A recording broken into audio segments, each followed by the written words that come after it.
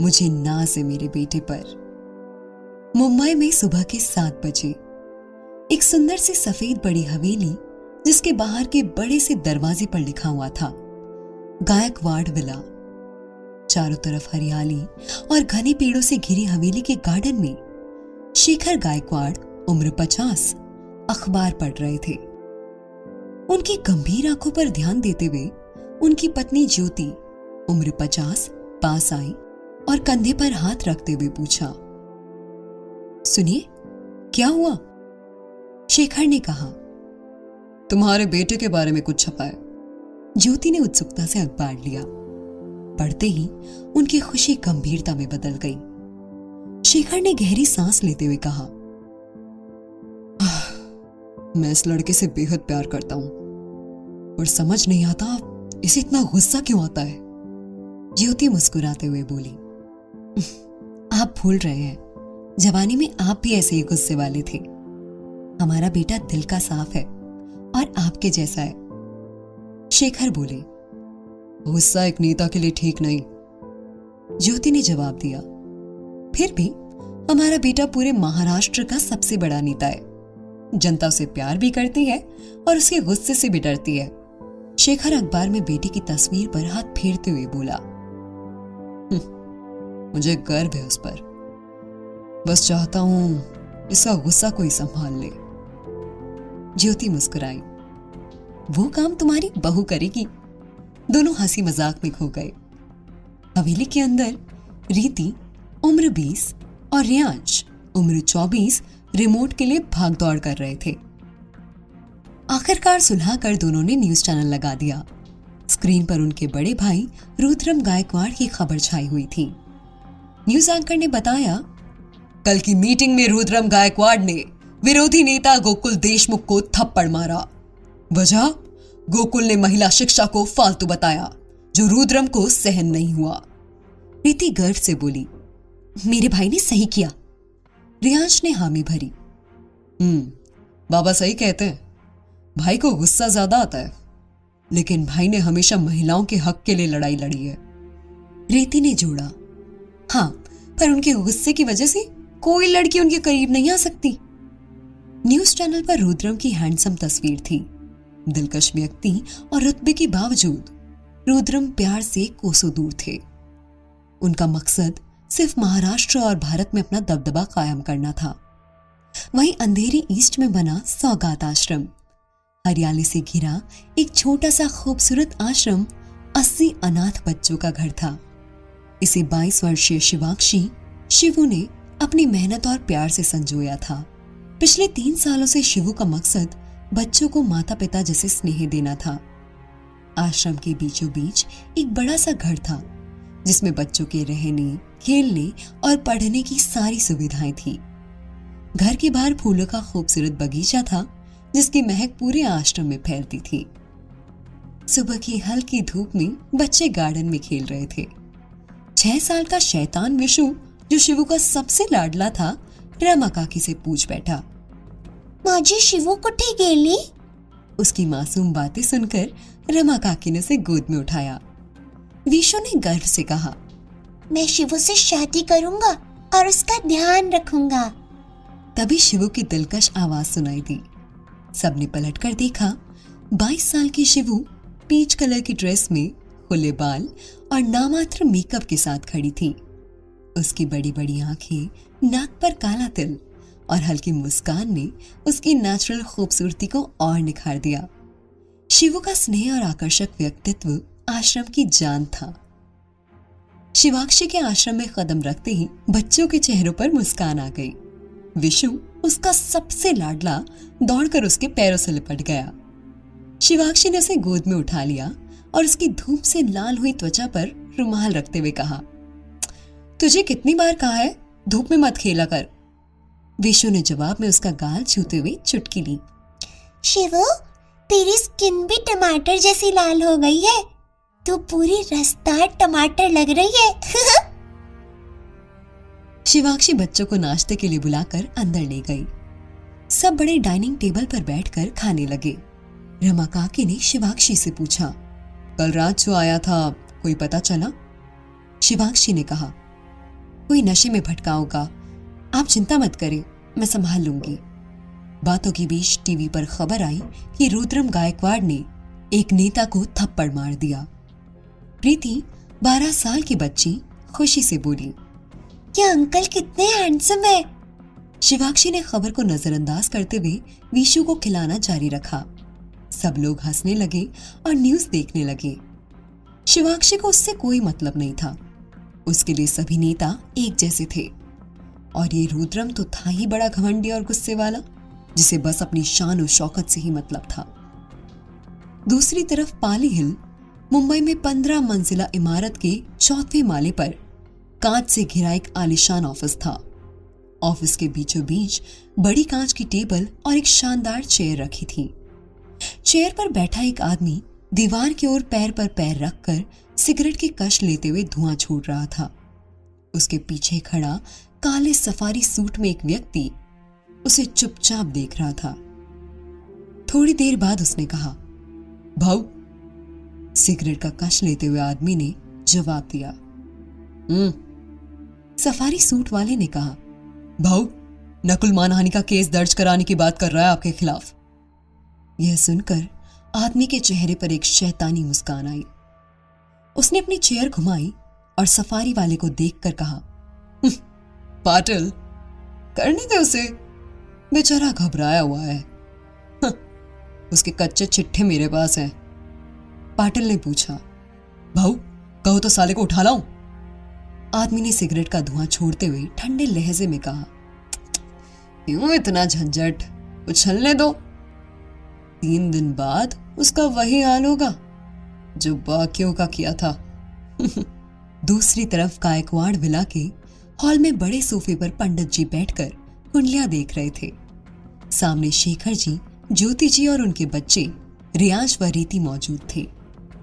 ज्योति जी बोली, पंडित जी, रुद्रम का भविष्य कैसा रहेगा? सब ठीक तो होगा ना? पंडित जी ने मुस्कुराते हुए कहा, मैं भगवान नहीं, बस उनका दास हूं। सही राह दिखा सकता हूं। मंजिल तक पहुंचाना ऊपर वाले का काम है।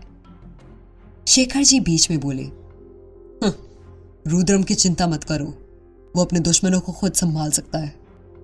मनी मन उन्होंने सोचा, मेरा रुद्रम खतरनाक है, कोई उसकी सच्चाई नहीं जानता। पंडित जी ने कहा, आपका बेटा अलग है, उसे समझाने वाला कोई और है जो जल्दी उसकी जिंदगी में दस्तक देगा।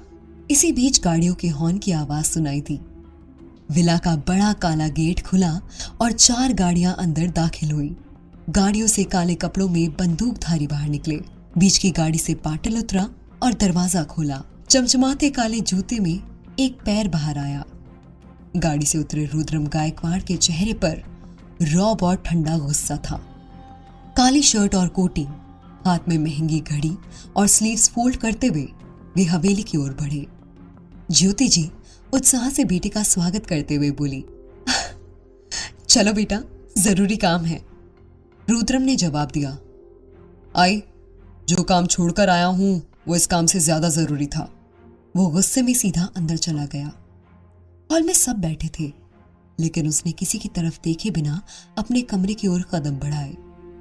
तभी पीछे से ज्योति जी की आवाज आई, रुक जाओ रुद्रम, पंडित जी के पैर छूकर आशीर्वाद लो। रुद्रम ने ठंडी आवाज में कहा, रुद्रम गायकवाड़ किसी के सामने नहीं झुकता, चाहे बर्बाद ही क्यों ना हो जाऊं। जैसे ही वो आगे बढ़ा, पंडित जी ने शांति से कहा, झुकोगे, बहुत जल्द झुकोगे, मजबूरी में नहीं, अपनी मर्जी से। पर जिसके सामने तुम झुकोगे वो कभी तुम्हारे सामने नहीं झुकेगा। हॉल में गहरा सन्नाटा छा गया। सब हैरान थे, क्योंकि ऐसा कोई नहीं था जो रुद्रम को झुका सके। पंडित जी ने ऐसा कैसे कह दिया? क्या रुद्रम का गुस्सा उसके राजनीतिक करियर को बर्बाद कर देगा? रुद्रम के प्रति शिवाक्षी के मन में इतनी नफरत क्यों थी? क्या सच में कोई रुद्रम के गुस्से को शांत कर सकता था? जानने के लिए सुनिए कहानी मेरा जुनून सिर्फ तुम, प्रतिलिपि FM पर। जगह से खड़े हुए और सबको नमस्कार करके वहां से जाने लगे। शेखर जी ने उन्हें सम्मान से गाड़ी में बिठा दिया। प्रीति और रियांश अपने अपने रूम में चले गए। ज्योति जी हॉल में बैठी किसी गहरी सोच में गुम थी। शेखर जी उनके पास आए और बोले, बस करो ज्योति, अतीत और भविष्य के बारे में सोचकर तुम उसका वर्तमान खराब मत करो। तुम्हें पता है ना, वो गुस्से में खुद को तकलीफ पहुंचा देता है, तो कृपया करके ये सब छोड़ो। ज्योति जी को गुस्सा आया और वो अपने कमरे में चली गई। शेखर जी उनके पीछे पीछे गए। इधर रुद्रम अपने आलीशान कमरे में आया। कमरा महल के कमरों जैसा ही था।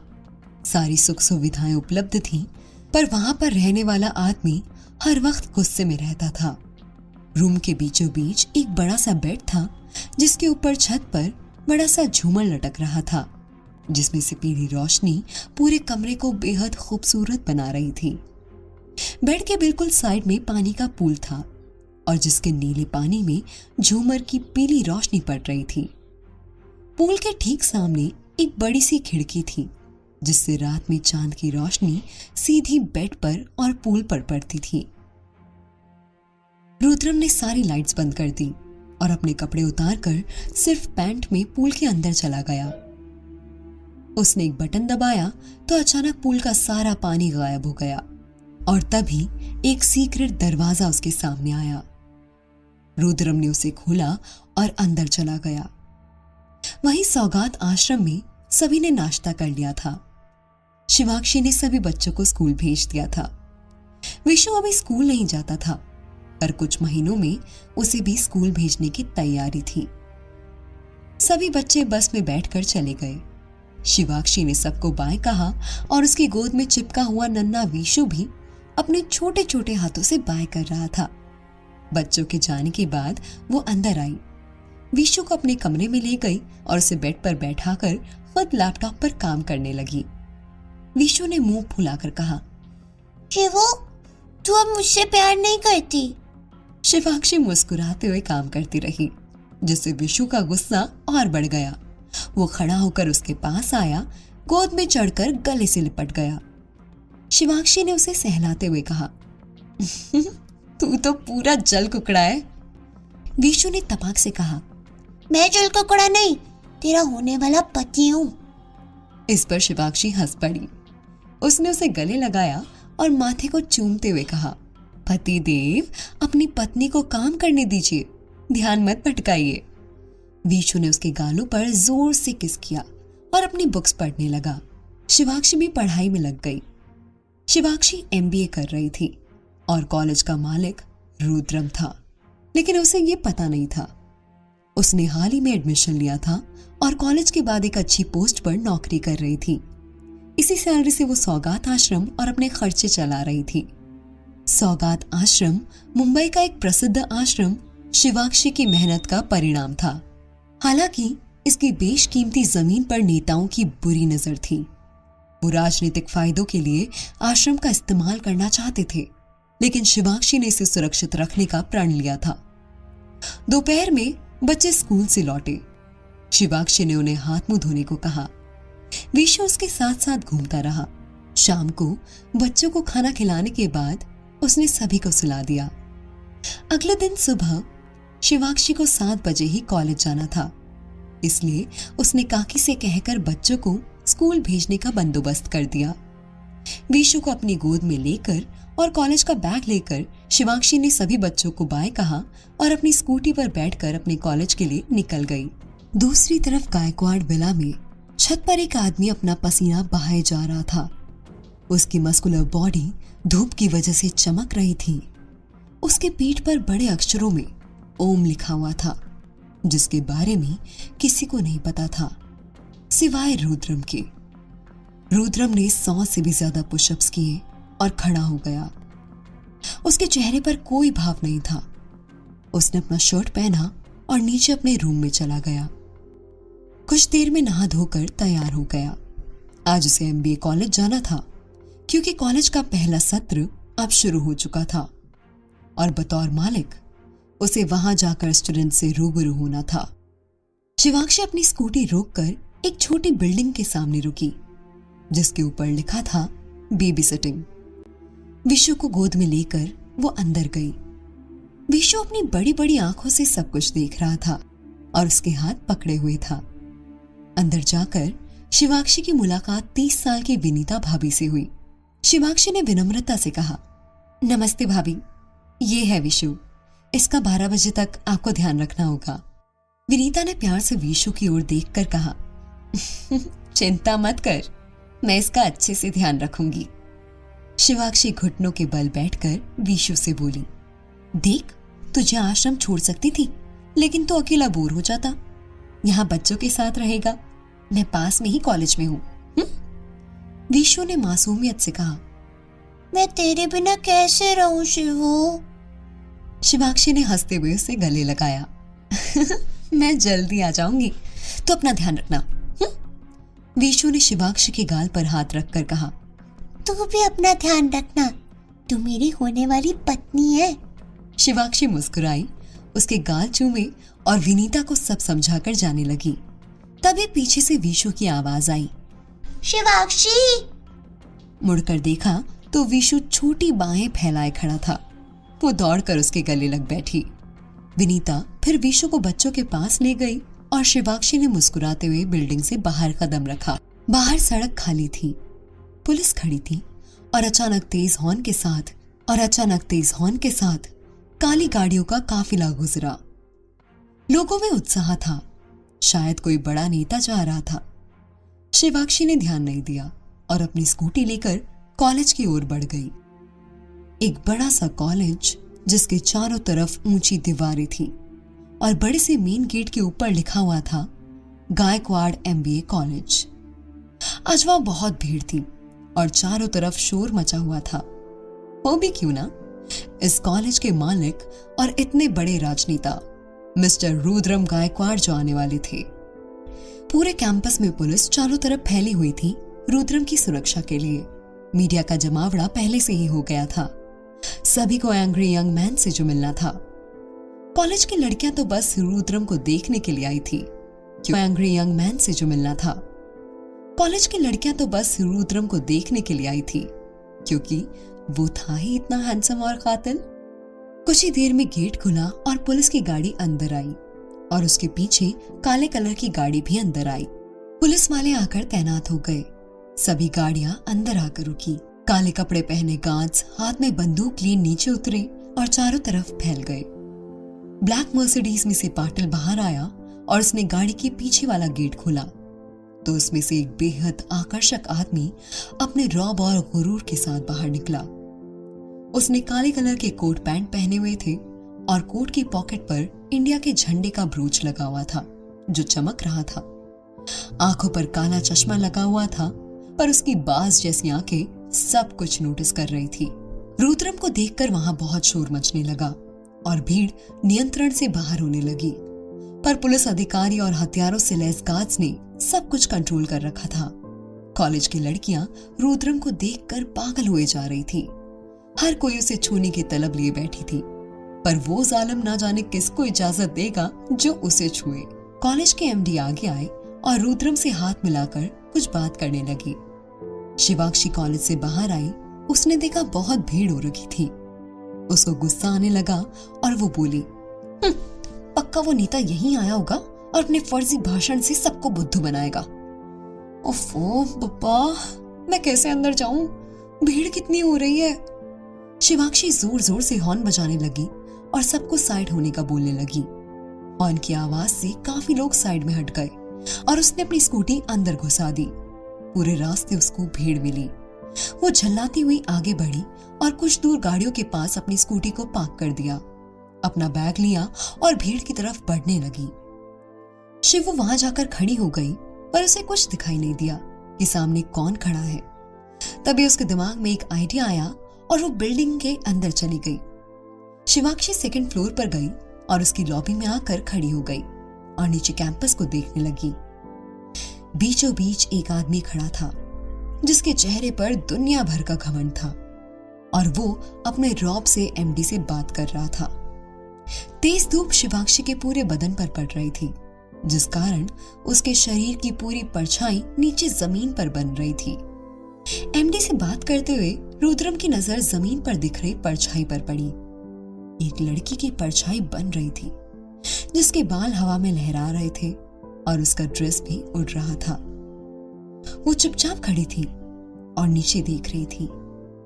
उस आकृति को देखकर ना जाने रुद्रम को अलग सा एहसास हुआ, जैसे ये कुछ जाना पहचाना है और इससे कोई बहुत गहरा नाता है। रुद्रम की नजरें उस परछाई पर ठहर गई और वो शांत सा उसे देखने लगा। आसपास खड़े लोग उससे बात कर रहे थे, पर रुद्रम का ध्यान बस उस परछाई पर था। ऊपर खड़ी शिवाक्षी ने उसे ध्यान से देखा तो वो पहचान गई कि ये तो रुद्रम गायकवाड़ है। उसको कुछ खास फर्क नहीं पड़ा और ऐसे ही खड़ी रही, उसे देखती रही। अचानक उसका पैर मुड़ गया और वो थोड़ी टेढ़ी हो गई और ये सब रुद्रम ने भी देखा, क्योंकि उसकी परछाई भी हिली जैसे ही शिवाक्षी का पैर मुड़ा और वो टेढ़ी हुई तो रुद्रम ने झट से उसे बालकनी की तरफ देखा जहां शिवाक्षी खड़ी थी। रुद्रम ने जब देखा तो शिवाक्षी का चेहरा उसके बालों से ढका हुआ था और वो थोड़ी टेढ़ी होकर अपने पैर को देख रही थी। रुद्रम उसके छुपे हुए चेहरे को देखने की कोशिश कर रहा था कि एक बार, बस एक बार उसका चेहरा दिख जाए। आज पहली बार रुद्रम ने किसी पराई लड़की को इतनी देर तक और इतने गौर से देखा था, पर वो उसकी शक्ल नहीं देख पा रहा था जिसकी उसे बेचैनी हो रही थी। रुद्रम को गुस्सा आने लगा कि ये लड़की सामने क्यों नहीं देख रही है, कैसे दिखता है उसका चेहरा, कौन है ये, कैसी होगी रुद्रम और शिवाक्षी की पहली मुलाकात। रुद्रम जो अब तक दुनिया से कटकर रहता था, इस अनजान परछाई के प्रति क्यों आकर्षित हो गया। क्या शिवाक्षी और रुद्रम के रास्ते एक दूसरे के जीवन में बड़े बदलाव लाने वाले थे? जानने के लिए सुनिए कहानी मेरा जुनून सिर्फ तुम, प्रतिलिपि FM पर।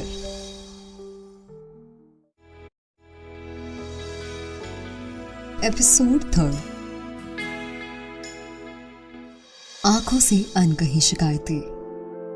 रुद्रम ने जब देखा तो शिवाक्षी का चेहरा उसके बालों से ढका हुआ था और वो थोड़ी टेढ़ी होकर अपने पैर को देख रही थी। रुद्रम उसके छुपे हुए चेहरे को देखने की कोशिश कर रहा था कि एक बार, बस एक बार उसका चेहरा दिख जाए। आज पहली बार रुद्रम ने किसी पराई लड़की को इतनी देर तक और इतने गौर से देखा था, पर वो उसकी शक्ल नहीं देख पा रहा था जिसकी उसे बेचैनी हो रही थी। रुद्रम को गुस्सा आने लगा कि ये लड़की सामने क्यों नहीं देख रही, कैसा दिखता है उसका चेहरा, कौन है ये। चारों तरफ शोर मचा हुआ था। एमडी और बाकी लोग रुद्रम से बात कर रहे थे, पर उसका एक टक ध्यान उस लड़की के छुपे हुए चेहरे पर था जो उसे पता नहीं क्यों पर किसी भी कीमत पर देखना ही था। रुद्रम किसी की बात का जवाब नहीं दे रहा था तो पाटिल ने उसकी तरफ देखा तो पाया कि रुद्रम ऊपर की तरफ देख रहा था।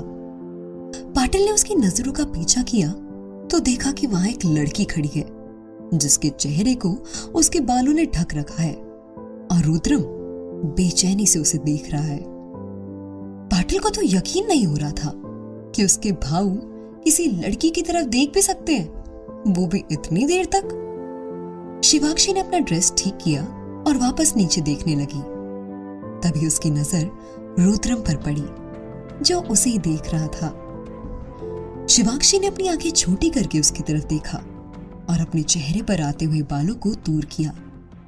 अब जाकर रुद्रम को उसका खूबसूरत चेहरा दिखा जो वाकई में बेहद आकर्षक और हसीन था। शिवाक्षी ने कोरी आंखों से उसे देखा जैसे उसकी ना जाने कितनी पुरानी दुश्मनी है रुद्रम से। रुद्रम को ऐसे घूरने के बाद शिवाक्षी पलट गई और तेज कदमों से वहां से चली गई। रुद्रम तो उसे देखता रह गया। रुद्रम को शिवाक्षी की गुस्से वाली नजरें बेचैन कर गई थी कि क्यों वो उसे इतने गुस्से से देख कर गई। पाटिल रुद्रम के पास आया और बोला, भाऊ कहीं चला? रुद्रम उस बालकनी की तरफ देखते हुए बोला, तबाही है, एकदम तबाही। पाटिल ने हैरानी से पूछा, कौन भाऊ? रुद्रम बोला, मुझसे नफरत है उन आंखों को, ना जाने कौन सी शिकायतें हैं उन आंखों को। जो बिना बोले आज बहुत कुछ बोल कर गई है पाटिल। पाटिल उसकी बातें नहीं समझा और चुपचाप खड़ा उसे देखता रहा। रुद्रम ने सब कुछ नजरअंदाज करके एमडी से कहा, गोखले जी कैसा का है? गोखले ने जवाब दिया, बढ़िया भाऊ, बस आपकी कृपा बनी हुई है। गोखले हैरानी से रुद्रम को देख रहा था। वो इतनी देर से रुद्रम से बात कर रहा था पर उसने कोई जवाब नहीं दिया था और अब अचानक से ये सवाल पूछ लिया। पर बेचारे ने डर के मारे और रुद्रम के गुस्से से बचने के लिए वो भी उसकी बातों को सुनता गया। रुद्रम भीड़ को देख रहा था कि कहीं वो शिकायती आंखें फिर से दिख जाए, पर अचानक उसने अपनी मुट्ठी कस ली और खुद पर उसको हावी होने से रोक दिया। शिवांक्षी वापस नीचे आई और भीड़ के पीछे खड़ी हो गई। उसको ये सब काफी बोरिंग लग रहा था। पता नहीं कब क्लासेस स्टार्ट होंगी और वो पढ़ाई कर पाएगी। शिवांक्षी के दिमाग में विशु घूमने लगा और वो एक तरफ चली गई। उसने विनीता को वीडियो कॉल किया और विशु से बात करने लगी। विशु से देखकर बहुत खुश हो गया और तालियां बजाने लगा। दोनों एक दूसरे से बातें करने लगे। एमडी ने सम्मान के साथ रुद्रम से बिल्डिंग में चलने के लिए कहा। रुद्रम पाटिल और अपने कुछ आदमियों के साथ अंदर जाने लगा और काफी आगे बढ़ने पर उसकी नजर एक लड़की पर पड़ी जो थोड़ी दूर एक पेड़ के नीचे खड़ी कानों में ईयरफोन डाले किसी से बात कर रही थी। रुद्रम उसे पहचान गया था कि ये वही परछाई वाली लड़की है। सच में बहुत अलग है ये लड़की। पूरे कॉलेज की लड़कियां वहां खड़ी रुद्रम को देख रही थी और ये यहां खड़ी बिंदास किसी से बातें कर रही है। उसका ऐसा बर्ताव रुद्रम को पसंद नहीं आया। उसे गुस्सा आने लगा और उसने अपनी मुट्ठी कस ली और तेज रफ्तार से अंदर चला गया। रुद्रम के जाते ही वहां पर भीड़ भी कम होने लगी थी। सभी स्टूडेंट्स अंदर चले गए थे और कॉलेज के हॉल में इकट्ठा हो गए। कुछ देर में वहां रुद्रम गायकवाड़ आने वाले हैं। स्टूडेंट्स में काफी क्रेज था रुद्रम को लेकर। कुछ देर तक रुद्रम एमडी के ऑफिस में बैठा रहा और चाय पीते हुए कुछ डिस्कस करने लगा। रुद्रम बोला, गोखले, इस बार भी अपनी कॉलेज आके इंडिया की टॉप एमबीए कॉलेज होनी चाहिए, जैसे कि हर साल होती है। मेरे को इसमें कोई घोटाला नहीं चाहिए, समझल? गोखले ने मुस्कुराते हुए जवाब दिया, हो भाऊ, आई शपथ, इस बार भी आपको एकदम टॉप रिजल्ट मिलेगा और आपका नाम अखे भारत में होगा। रुद्रम सर हिलाकर बोला, पाटिल, मैं क्या कहता हूं कि हम लोगों को इस बार के बेस्ट स्टूडेंट जो पहले सेमेस्टर में टॉप आएगा उसको भाऊ अपने हाथ से सम्मानित करेंगे और टीवी पर उसकी न्यूज भी देंगे। रुद्रम ने बिना किसी भाव से उसकी तरफ देखा तो पाटिल सिर झुकाकर बैठ गया। तभी रुद्रम बोला, तेरी बात में दम है रे पाटिल, इससे मुझे चारों तरफ से फायदा होगा और इस कॉलेज का नाम तो ऊंचा होगा ही। पाटिल खुश हो गया और वो लोग आपस में यूं बातें करने लगे, पर बाकी लोग तो बोल रहे थे, पर रुद्रम खामोश बैठा किसी गहरी सोच में था। उसके दिमाग में बार बार शिवांक्षी की गुस्से वाली और शिकायती आंखें घूम रही थी। उस लड़की को उससे क्या शिकायत है? वो तो उसे जानता भी नहीं है। रुद्रम अपने मन में बोला, कौन है रिया मुल्की? मैं तो उसको जाना भी नहीं और आज देखा तो पहली नजर में ही हिला डाला रे। कहीं की इनकम टैक्स ऑफिसर है क्या, जो नेता को देखकर तन गई कि इसके घर पर रेड मारेगी? नहीं रे रुद्रम, ये तबाही वाली चीजों से दूर ही रहना चाहिए। जिंदगी का एक ही उसूल है मेरा। रुद्रम ने उन ख्यालों को झटका और बोला, गोखले, सभी काम जल्दी निपटा। मुझे मुंबई ईस्ट में अपनी रैली की तैयारी करवानी है, उधर बहुत स्कोप है मेरे वोट के लिए। गोखले बोला, हाँ भाऊ, आपको जल्दी ही फ्री कर देंगे, फिकर नॉट। अब हम सब चलते हैं, स्टूडेंट्स इकट्ठा हो गए होंगे भाऊ के वेट में। गोखले रुद्रम को सम्मान के साथ उस हॉल की तरफ ले जाने लगा जहां पर सभी लोग इकट्ठे हुए थे रुद्रम की दिलकश आवाज सुनने के लिए। रुद्रम लॉबी में बड़े रौब से चल रहा था। उसके एक तरफ पाटिल था और दूसरी तरफ गोखले, और चारों तरफ बंदूक के ताने गार्ड्स घूम रहे थे। रुद्रम के पीछे भी पुलिस ऑफिसर्स चल रहे थे। अब भाई पूर्व सीएम के बेटे हैं, होने वाले सीएम हैं, और उन सबसे ज्यादा तो एक सफल, तेज और कुटिल बुद्धि का नेता है जो किसी भी कीमत पर जीत हासिल करके रहता है। अखे मराठा की शान और जान है। बस थोड़ा सा गुस्सा ही तो ज्यादा है मिस्टर का, इसलिए इनकी सेफ्टी मतलब पूरे महाराष्ट्र की सेफ्टी है। रुद्रम जिस तरह से लॉबी में चल रहा था उसे देखकर सब लोग उसके दीवाने हो रहे थे। यह ऐसा पहला कोई नेता होगा जो युवाओं में इतना फेमस हो। रुद्रम का चेहरा, उसकी बनावट और उस पर जचता ये गुस्सा और घमंड ही काफी है सामने वाले को मारने के लिए। सभी स्टूडेंट्स को गार्ड्स और पुलिस ने हैंडल कर दिया था और रुद्रम सबके बीच में से होता हुआ स्टेज पर गया और गोखले ने उसे सोफे पर बैठा दिया। सभी स्टूडेंट्स चीयर अप करने लगे और उसके मुंह से एक एक शब्द सुनने के लिए बेताब होने लगे। चारों ओर तालियां बजने लगी और सब लोग खुशी से बस रुद्रम को ही देख रहे थे।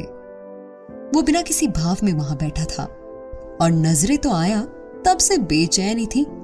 उसे ये बिल्कुल अच्छा नहीं लग रहा था क्यों वो बार बार उसके बारे में सोच रहा है, क्यों उसकी आंखें उसे इफेक्ट कर रही है। रुद्रम के पास इन सब चीजों के लिए बिल्कुल वक्त नहीं है, ये सब उसके लिए बकवास है। गोखले माइक के पास जाकर बोला, मैं विनती करता हूं मिस्टर रुद्रम गायकवाड़ से कि वे आगे आए और इन बच्चों से 2 शब्द कहें। रुद्रम अपनी सीट से खड़ा हुआ और दोनों हाथों से अपने कोट को सही करते हुए बड़ी शान से माइक स्टैंड की तरफ बढ़ा। उसकी अदाएं लड़कियों को दीवाना बना रही थी। रुद्रम ने माइक स्टैंड पर अपना हाथ रख दिया और अपने अंदाज से सबके सामने देखने लगा और बोला, कैसे काय? सब लोग जोर जोर से तालियां बजाने लगे और पागलों की तरह चिल्लाने लगे। शांति, रुद्रम अपनी रौबदार आवाज में बोला। सभी लोग शांत हो गए। रुद्रम के पतले होंठ उसकी दिलकश अदा को और कातिल बना रहे थे। मुझे इस कॉलेज से टॉपर्स चाहिए, मंजे चाहिए। मेरे को ज्यादा चिकना चुपड़ा बोलना नहीं आता, इसलिए साफ साफ बोल देता हूं। मेरी एमबीए कॉलेज हर साल की तरह इस साल भी नंबर 1 पर होनी चाहिए, समझल? सब लोग जोर से तालियां बजाने लगे। रुद्रम बिना किसी भाव के सबको देखकर आगे बोल रहा था। बाहर शिवांक्षी ना जाने कितनी देर से विशु से बात कर रही थी। कुछ देर बाद उसने कॉल कट किया और शिवू ने पीछे मुड़कर देखा। सब लोग गायब थे, मतलब सब लोग अंदर चले गए। उसने जल्दी से अपना फोन बैग में डाला और अंदर चली गई। वहां खड़े पियोन ने कहा, आप अंदर हॉल में जाएं, सभी स्टूडेंट्स वहीं हैं और भाऊ भी वहीं हैं। शिवांक्षी तेज रफ्तार से हॉल की तरफ गई। वो गेट पर पहुंची। उसने देखा सब लोग खड़े होकर उस रुद्रम का भाषण सुन रहे हैं। वो चुपचाप भीड़ में जाने लगी। तभी रुद्रम की नजर उस पर पड़ी और वो जोर से बोला, लेट आने वाले और डिसिप्लिन में ना रहने वाले स्टूडेंट्स मुझे बर्दाश्त नहीं। रुद्रम का निशाना शिवांक्षी की तरफ था। वो समझ भी गई थी। वो अचानक से हड़बड़ा गई। रुद्रम ने शिवांक्षी की तरफ पहली बार इतनी दिलचस्पी क्यों दिखाई, जबकि वो लड़कियों की तरफ देखना भी पसंद नहीं करता था। शिवांक्षी ने रुद्रम को गुस्से से क्यों देखा? क्या रुद्रम और शिवांक्षी के बीच ये पहली मुठभेड़ उनकी जिंदगी में किसी बड़े बदलाव की शुरुआत थी? जानने के लिए सुनी कहानी मेरा जुनून सिर्फ तुम, प्रतिलिपि एफएम पर। एपिसोड 4, दोनों की आंखों की लड़ाई। शिवांक्षी तेज रफ्तार से हॉल की तरफ गई। वो गेट पर पहुंची। उसने देखा सब लोग खड़े होकर उस रुद्रम का भाषण सुन रहे हैं। वो चुपचाप भीड़ में जाने लगी। तभी रुद्रम की नजर उस पर पड़ी और वो जोर से बोला, लेट आने वाले और डिसिप्लिन में ना रहने वाले स्टूडेंट्स मुझे बर्दाश्त नहीं। रुद्रम का निशाना शिवांक्षी की तरफ था। वो समझ भी गई थी, पर बाकी किसी को समझ नहीं आया। सब लोग बस रुद्रम को देखने में लगे थे। रुद्रम की बात सुनकर शिवांक्षी अपने मन में बोली, वैसे भी यहाँ रुकना कौन चाहता है, मुझे तो अपना दिमाग खराब नहीं करना इनकी बातें सुनकर। शिवांक्षी झट से पलट गई और उसके बाल लहराए। रुद्रम एकटक अपनी तेज आंखों से उसे देख रहा था। शिवू पलटकर जाने लगी तो रुद्रम को और गुस्सा आ गया।